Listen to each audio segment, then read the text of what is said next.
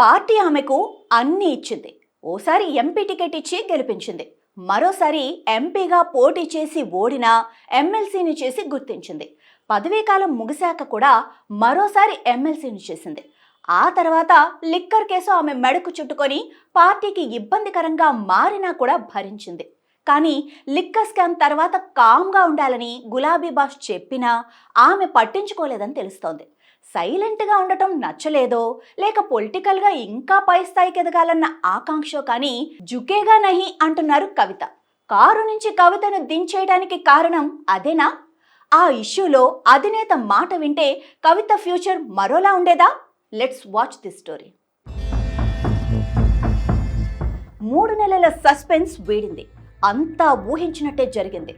ఎట్టకేలకు కవితను కారు దించేశారు. పెద్ద నిర్ణయమే అయినా సొంత కూతుర్ను దూరం పెట్టడం ఇబ్బందిగా అనిపించినా గులాబీ బాస్ బిగ్ డెసిషన్ తీసుకోక తప్పలేదు. కవితపై సస్పెన్షన్ వేటు వేసి గులాబీ వనం నుంచి దూరం పెట్టేశారు. మొన్న జగదీష్ రెడ్డిపై కామెంట్స్, లేటెస్ట్గా హరీష్ సంతోష్పై అలిగేషన్స్, కేటీఆర్పై ఇండైరెక్ట్ కామెంట్స్, కవితపై యాక్షన్కు దారితీసిన పరిస్థితులు అని చెప్పినా అసలు కారణం వేరే ఉందట.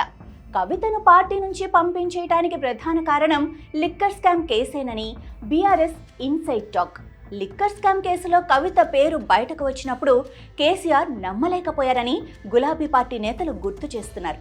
తన కూతురు పేరు లిక్కర్ స్కామ్ కేసులో వినిపించడంతో కేసీఆర్ చాలా హర్ట్ అయ్యారని, తీవ్ర మనోవేదనకు గురయ్యారని అంటున్నారు.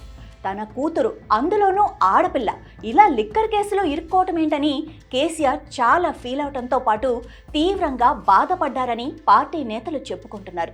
ఆమె అరెస్ట్ అయినప్పుడు కేసీఆర్ తీవ్రంగా కలత చెందినట్లుగా కూడా నేతలు చర్చించుకుంటున్నారు. కవిత తీహార్ జైల్లో ఉన్నప్పుడు కూడా గులాబీ బాస్ తీవ్ర మనోవేదనకు గురయ్యారని, జైలులో కవితతో ములాఖత్ అయ్యేందుకు కూడా కేసీఆర్ సాహసం చేయలేకపోయారట. కూతుర్ని జైలులో అలా చూసి తట్టుకోలేకే కవిత జైలులో ఉన్నప్పుడు కేసీఆర్ కలవలేదని అంటున్నారు.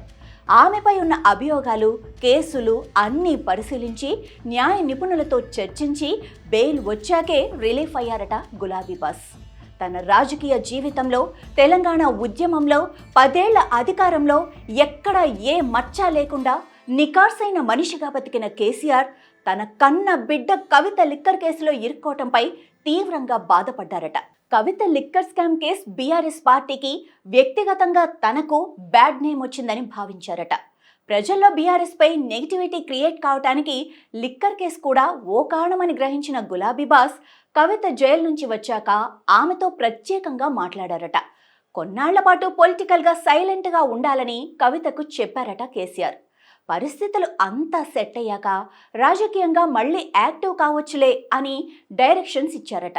అయితే తండ్రి కేసీఆర్ చెప్పిన మాటలను కొన్ని రోజులు పాటించి మౌనంగా ఉన్న కవిత మళ్ళీ తన పొలిటికల్ యాక్టివిటీని మొదలుపెట్టి హడావుడి చేయటం స్టార్ట్ చేశారట.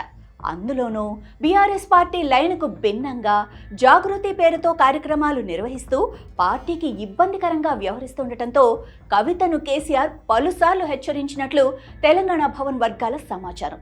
దీంతో ఆమె సైలెంట్గా ఉండలేక పార్టీపై, పార్టీలోని నేతలపైన విమర్శలు చేసి సస్పెన్షన్ దాకా తెచ్చుకున్నారని తెలుస్తోంది. ఇక మాజీ మంత్రి హరీష్ సంతోష్పై అవినీతి ఆరోపణలు చేసిన కవిత పరోక్షంగా కేసీఆర్ను కూడా ఇరకాటంలో పడేసిన పరిస్థితి. దీంతో ఇంకా ఆలస్యం చేస్తే కుటుంబానికి, పార్టీకి నష్టం తప్పదని భావించిన అధినేత కవితపై సస్పెన్షన్ వేటు వేసినట్లు చెబుతున్నారు. పార్టీ నుంచి కవితను పంపించేయటానికి 5-6 ప్రధాన కారణాలున్నా ఆమె మాత్రం హరీష్ రావు, సంతోష్ రావుపై బాణాలు ఎక్కుపెట్టడం చర్చనీయాంశంగా మారింది. పైగా ఇప్పుడు తనకు వచ్చినట్లే రేపు కేసీఆర్, కేటీఆర్ కూడా ముప్పు పొంచి ఉందని చెప్పటంలో ఆంతర్యం ఏంటి అన్నది ఇప్పుడు హాట్ టాపిక్గా మారింది.